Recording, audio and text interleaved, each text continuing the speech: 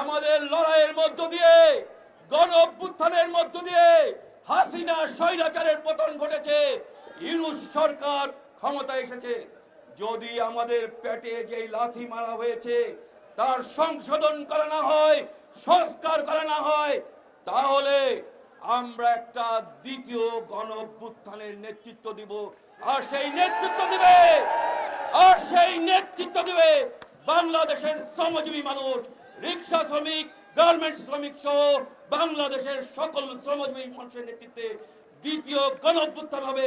যেই গণ অভ্যুত্থানে শ্রমজীবী মানুষ রাষ্ট্র দখল করবে, তার পক্ষের শক্তি রাষ্ট্র দখল করবে, ক্ষমতা দখল করবে, নতুন সরকার গঠন করবে। আমরা আগামীকালের সুখবরের অপেক্ষায় আছি। যদি সুখবর না আসে, আমরা সবাইকে দুঃসংবাদ দিতে চাই।